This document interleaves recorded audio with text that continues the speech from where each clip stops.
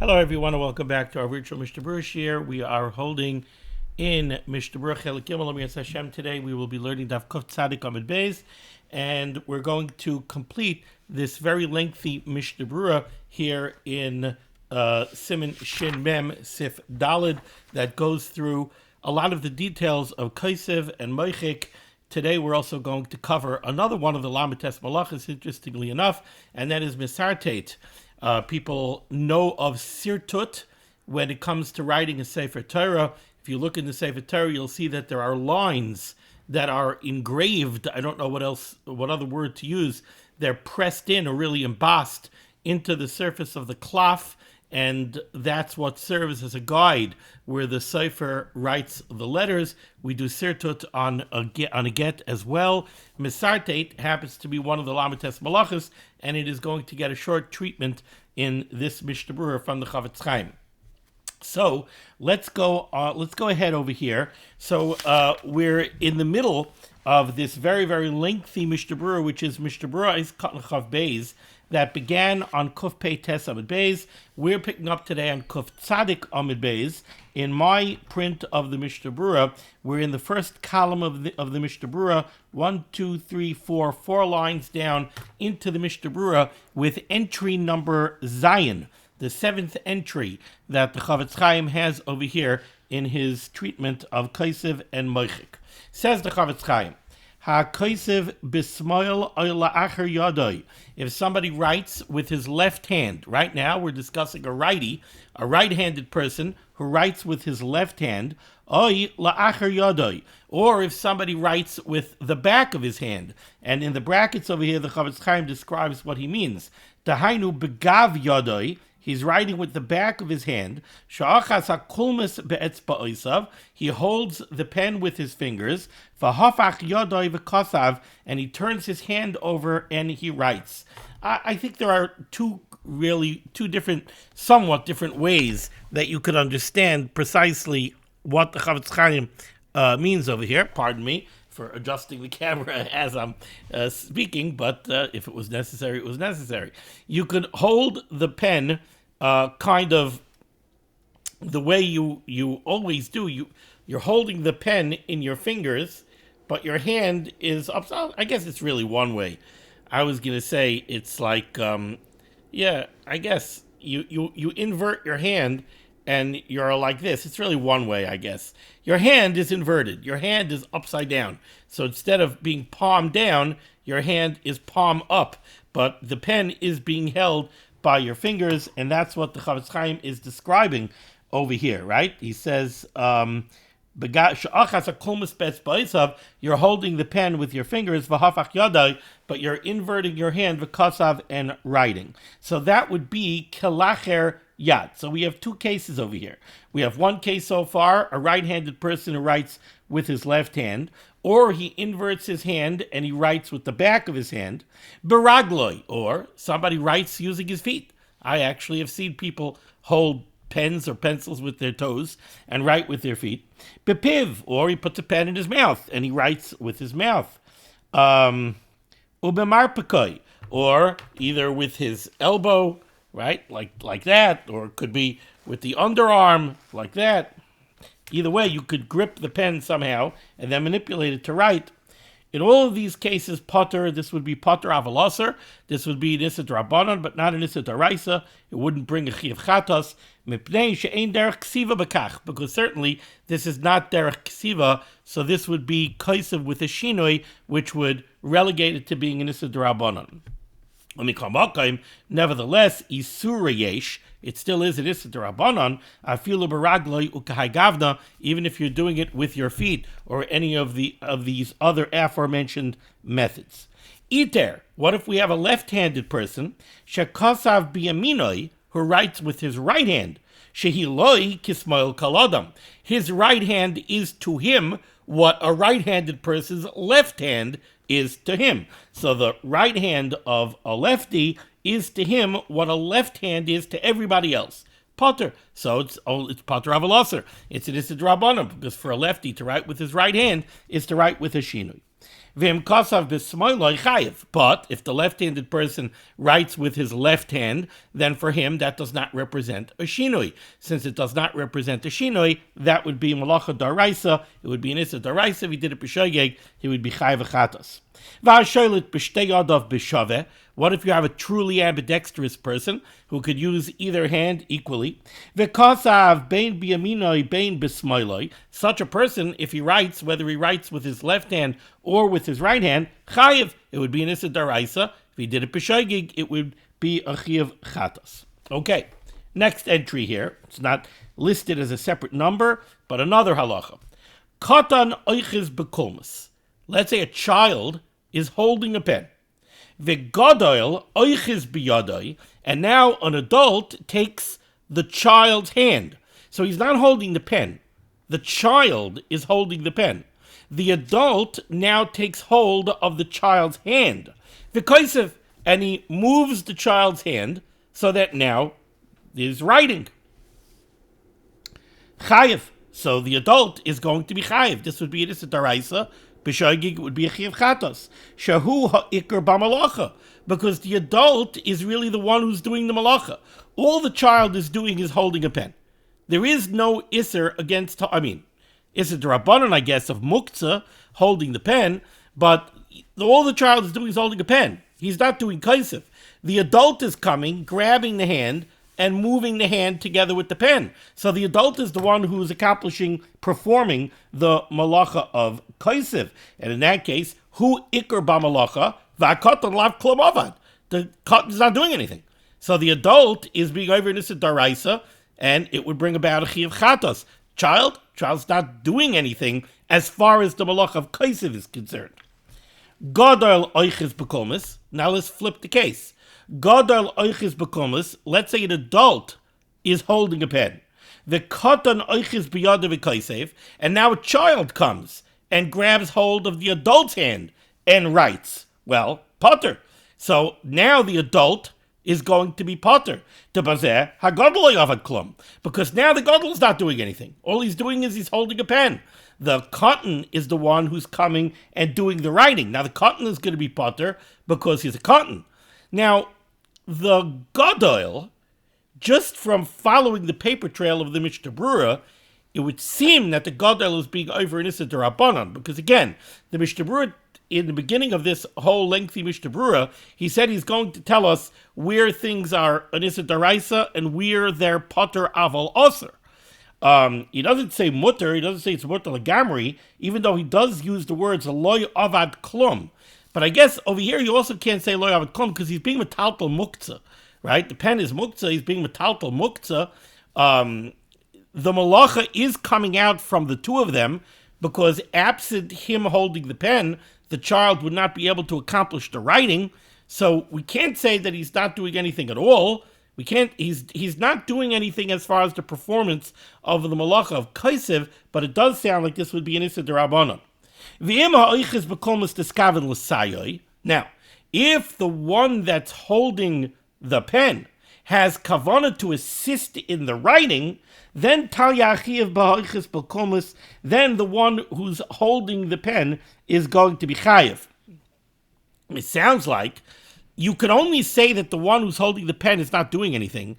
You can only say that if he's simply holding the pen. But if he has kavanah to assist in the writing, now already he is lending assistance to the writing, and then it sounds like he would be chayiv. This would follow the text that the Gra had of this Tosefta that this is based on, Ayin Sham. Okay, weiter. HaKoisev almanas lekalkel ha'or. I find this to be a very, very interesting entry over here. HaKoisev almanas lekalkel ha'or. A person has a hide. He has a piece of leather.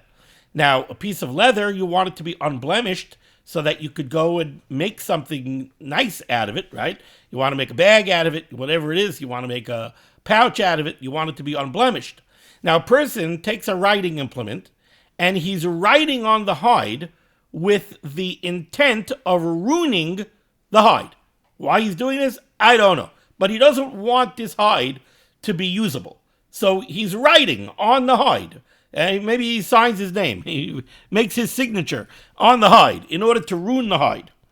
Now, usually, when somebody does a malacha and it's mekalkel, when it's not positive, when it's ruinous, usually we say that's mekalkel, and right away it can't be an issa daraisa if it is mekalkel. But over here, the Mishnah Berurah says that's not the case.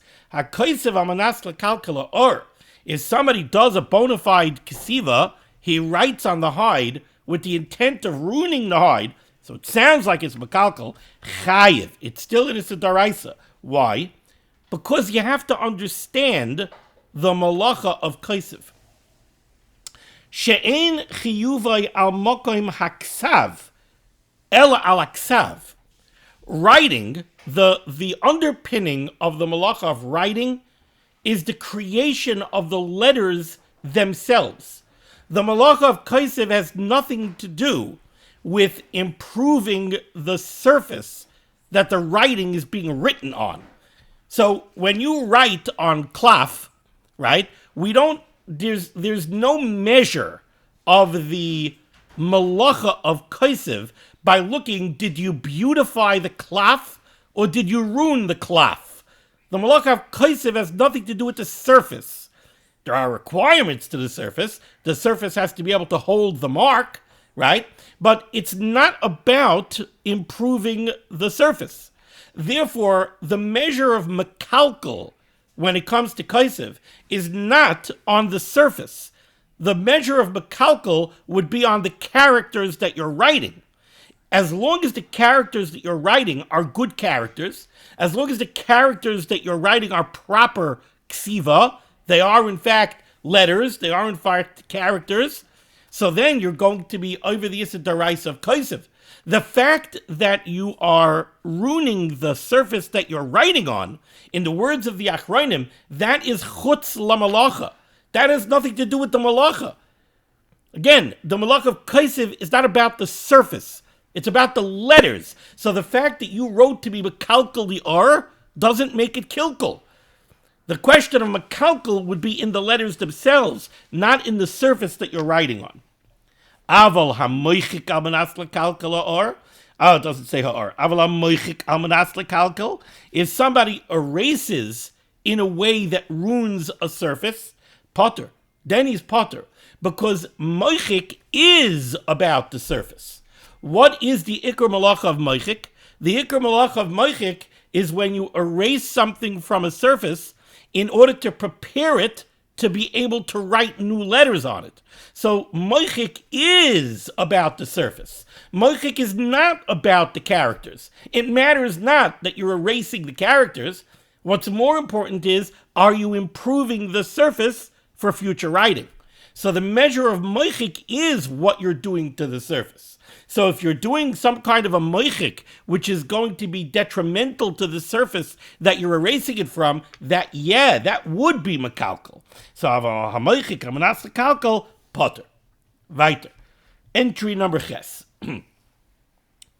Haroshem rishamim, if somebody makes marks, vitzuros, or shapes, ba'koisel on a wall, b'shashar. Shashar was some kind of a coloration medium, the keyotzebehen, or something similar, kederek shahatzayarim roishmim, in the way that artisans that make pictures on walls would do. I believe what this means over here is sort of like a stencil. What do I mean by a stencil? Somebody wants to make a drawing on a wall, but before he makes the drawing on the wall, he makes an outline to know where everything is supposed to go. So he takes this shashar, or whatever kind of coloration medium this is, and he goes ahead and he traces an outline. He makes the basic forms where he is going to now color. So, haroshim rishamim v'tzurais b'kaisel b'shashar v'kiyotzim v'kiderech shatzayarim roishmim, the way artisans do that, harezet toiledes kosev. This is a toilda of kosev. You're not writing oisios over here. You're making outlines of forms. This is a toilada of kosev, v'chayiv mishum kosev, but it is a daraisa. A toilada is an issa daraisa the same way an av malach is. Another interesting halacha in the brackets here. V'em oisa tzura b'kli tzura. if you make a picture on a type of keli that is supposed to have a picture, right? So you have a mug that is supposed to have a picture on it. So it's a blank. You have a blank, but you don't sell it as a blank. It's not supposed to be blank. It's supposed to have a picture on it. So you go ahead now and you take the blank mug, and now you're going to make a picture on it. But again, this is a kli tzura.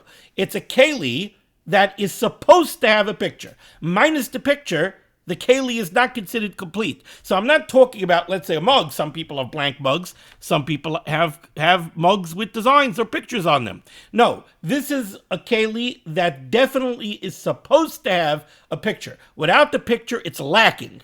Says the Mishnah Berurah, if you make a picture on a keli that's supposed to have a picture, Rashi says on Ayin Hey Amid Beis that this is a keli that is supposed to have a picture. Says the Mishnah Berurah, afilu oisa miktsasa, if you start making the picture, but you didn't complete the picture, even if you only do a little bit of the picture, chayiv b'shomake b'patish. You're chayiv, forget kaisiv. You're chayiv v'make b'patish.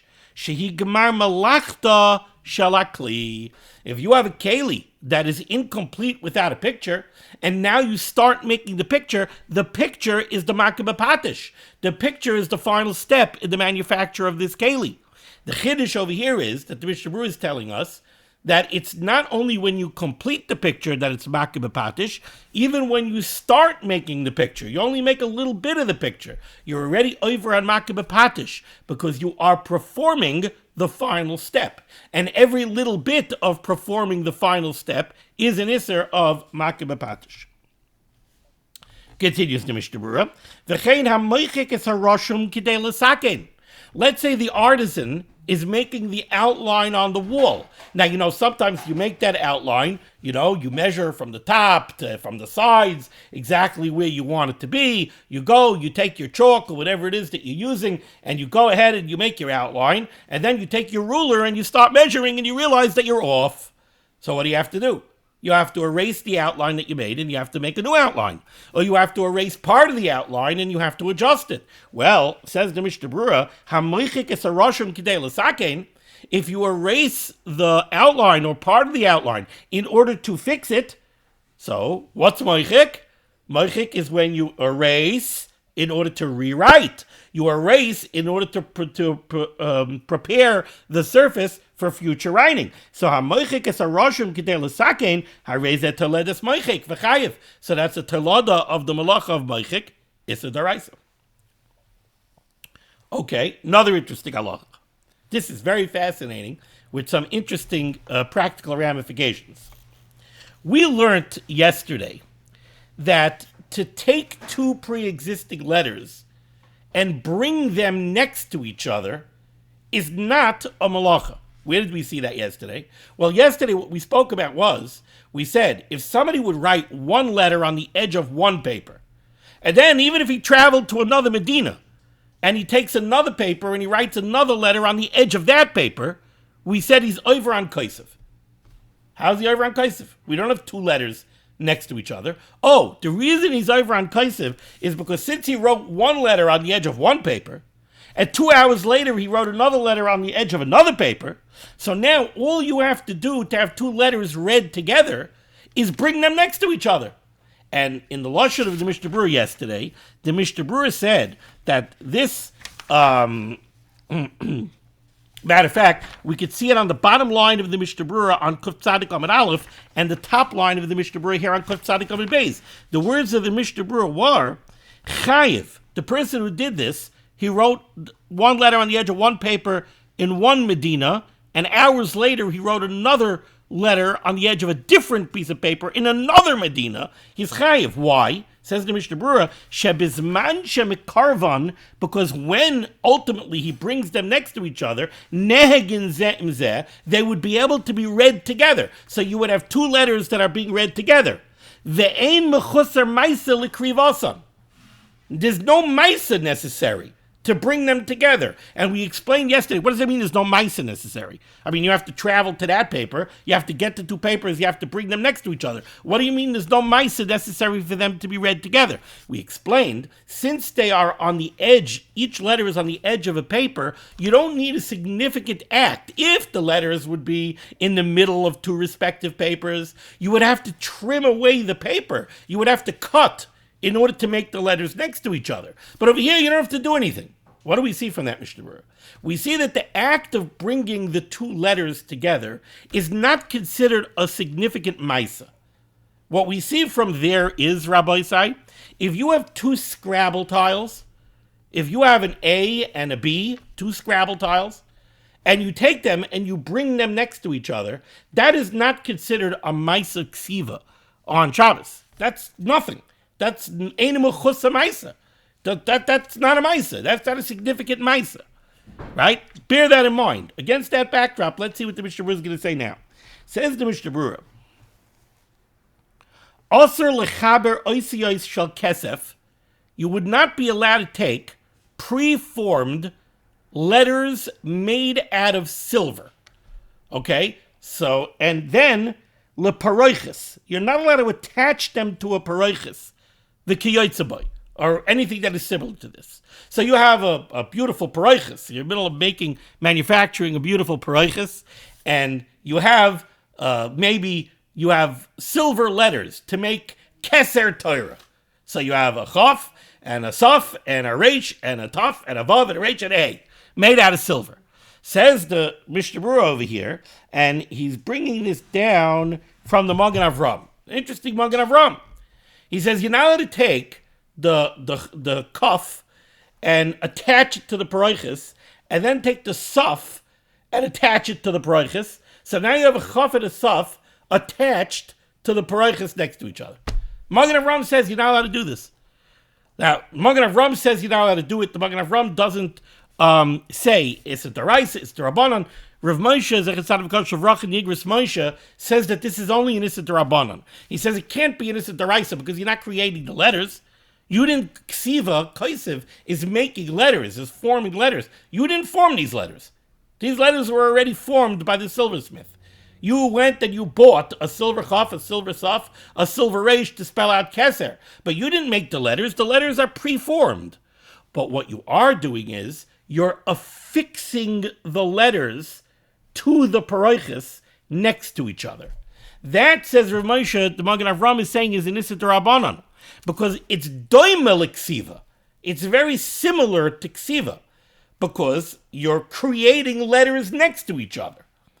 Now, the difference between this and what I told you about the Scrabble tiles is that over here, the letters are going to be fixed in place. Over here, you're fastening the letters to the paroiches. Now, you'll ask me, if we're talking about fastening the letters to the paroiches, then how's the Mishnah Berurah talking about whether or not you're allowed to do this on Shabbos? You can't sew them to the paroiches. You would come up against other isurim. You'd come up against teifers, sewing. Okay, it must be that you're attaching them some other way, that you're not going to come up against any other kind of shiloh of malacha on Shabbos. But the bottom line is, the Magen Avram says you're not allowed to fix the letters in place next to each other, because that's doimel ksiva shtei oisiyos. It's too close for comfort. It's too similar to writing two letters, and therefore it's an Issa D'Rabbanan. Where this has an interesting practical ramification is, I know when I was younger, the Scrabble set that we had at home, my mother was an avid Scrabble player, so we had a fancy Scrabble set, and the Scrabble board that we had, each box on the Scrabble board had a raised plastic frame. So when you take the tiles and you put them into place, they're fixed in place. They're not, there's a border, a raised plastic border around each box holding it into place. That Rav Moshe said you're not allowed to do, because that would be this Magen Avram. That would be fixing the letters into position next to each other, and that Rav Moshe didn't want.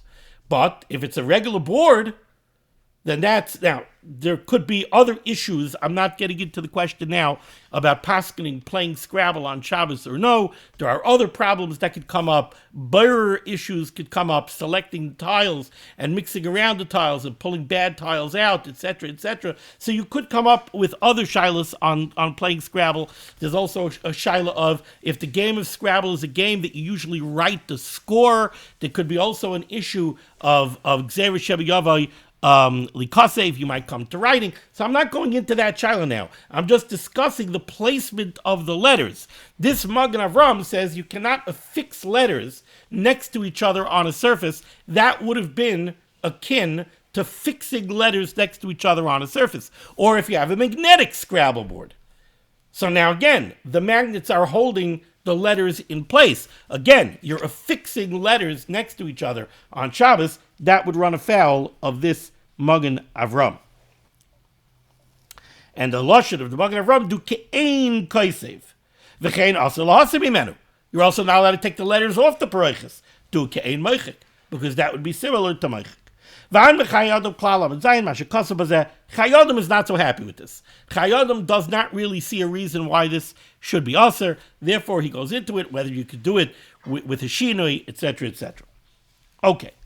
That really kind of ends the Mishnah Berurah's discussion on Kaisev. That was focused on Kaisev. Now says the Chavetz Chaim, he's going to turn his attention to the malach of moichik, erasing, and sirtut. The ikar malach of moichik is somebody erases writing that's on a surface in order to prepare the surface so that he could write two oisiyos.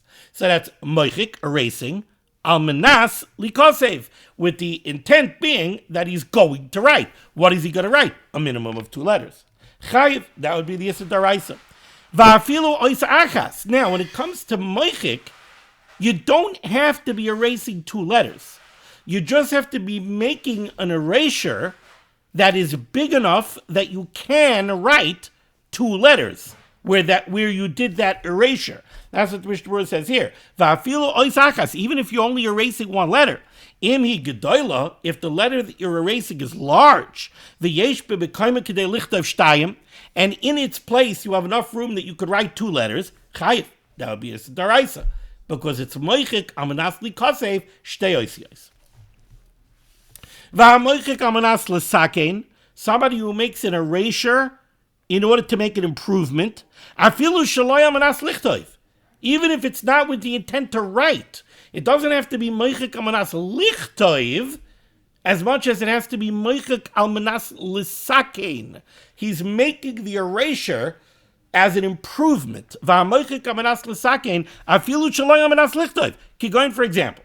Shahayu oisiyos yeseres b'Torah. There were extra letters in the Sefer Torah. Yeseres are a problem. The same way missing letters are a problem, extra letters are a problem. So if you're erasing letters from the Sefer Torah, you erase them in order to repair the Sefer Torah, gam ken chayiv. That would be an Issa D'Oraisa. Kasav HaChayyadim, the Chayyadim writes, the Kol HaMalachis chutz b'Kaisev, by all malachis with the exception of writing, of Kaisev, chayiv bein b'yaminoi bein b'smailoi, your chayiv, it's an Issa D'Oraisa, chiv chatos, whether you do it with your right hand or your left hand. So, Zoreya is an Issa D'Oraisa, it's an Av Malacha.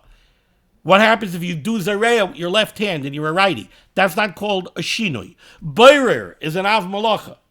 So if you go and you take the watermelon seeds out of the watermelon and you do it with your left hand, that's not called doing it with a Shinoi, it's still an Issa D'Oraisa. So to over here, Moichik is also an Issa D'Oraisa even if you do it with your left hand. The exception to this rule is Kaisev. Writing, if a righty writes with his left hand, or a lefty writes with his right hand, that constitutes a shinoi, and then it would be only an Issa D'Rabbanan. However, beragloi, if somebody does a malacha with his foot, bepiv with his mouth, or marpakoi with his armpit or the crick of his elbow, mash b'sham the pot of aser, that would be an Issa D'Rabbanan. Hamisartate, somebody who etches lines or marks. Hamasartate niyar into paper or klaf or to parchment or anything similar that takes a mark and holds a mark. and he's doing this in order to be able to write 2 letters. So the malacha of misartet is similar to the malacha of moichik in that it has to be done as an improvement. It's the same way kaisev is almanas li kasev. Misartet also has to be done almanas, that it's allowing you, it's facilitating you doing something else. The misartet on its own is not the malacha. It's misartet kidei, to be able to do something. So in this case, the Mishnah Berurah writes,